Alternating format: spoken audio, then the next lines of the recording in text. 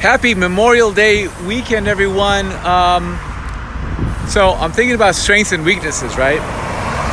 How much of your time is spent doing things that you're not good at? How much of your time? I think that's a waste of time. When I see people doing things that they're not good at, I ask, why do you even try? And I don't mean that in a bad way. I don't mean you should quit because you're so bad. It's more like, what are you good at? What is the thing that you could maximize your time with to get the maximum results? And I'll give you an example. In my business, what I'm good at is talking about our business, talking about the key components of programmatic advertising. I know how to set up campaigns, and I know how to optimize campaigns, right? Like, those are the things that I'm good at. Here's where I'm not good. I'm not good at account management. I've never been good at account management because the human part of communications and the day-to-day follow-up on micro transactions, micro events, micro tasks, which are arguably the most important tasks, the one-off email request, the text message question, those are all extremely valuable, and those ladder up into also very important things. So the details matter. They're the most important things. And I fail sometimes on those micro requests. And so as I look at my career, I've always positioned my work to be less about the account management and more about the stuff that I'm good at, the programmatic trading, the optimizations, the data. So when I look at building my business, I hire for the people and for the tasks that I'm not good at. I'm not good at the account management, which is why we have dedicated account management people on the team.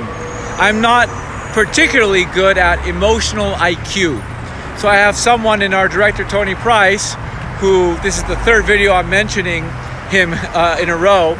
I'm just so delighted with everything he's doing. He's really great at building up and being attuned to the emotional IQ that is needed for a given situation, right? So I think, I tell people, if you are spending more time than you would like on your day, like if you're spending 9 hours working instead of 8, I want to know, what can you be doing that is your optimal work? What are you the best at? And let's do the stuff that you're not the best at and give it to someone who's the best at that, right? So, and I understand, right? Like, most people don't have the opportunity to just allocate resources the way that I'm talking about it, right? Like, if you're an employee somewhere and you're hired for a task, you really don't have the opportunity to say, well, I want someone else to do this other task. But what you do have the ability to do is really pay attention to what you're good at and speak to the knowingness. Position yourself to get hired for work that you are really good at, and move away from the work that you're just okay at, that really just isn't in your sweet spot. And I think within a role, you really have the opportunity to collaborate with people and ensure that the work that you're doing between the 2 or 3 or 4 of you as a pod, as a group, you can form like alliances there. As a group, you get all the work done, but singularly, you 3 can, or you 4 or whatever, can focus in on the things that you are the best at. I've never gone to business school, so I never got my MBA, right? But I know people who have really smart, intelligent, successful people, and what I've heard from them is that, business school is really interesting. It's really collaborative and partnership focused. And what they do in business school, from what I've heard, like, business school at USC, for example, you get partnered with people and you work in groups.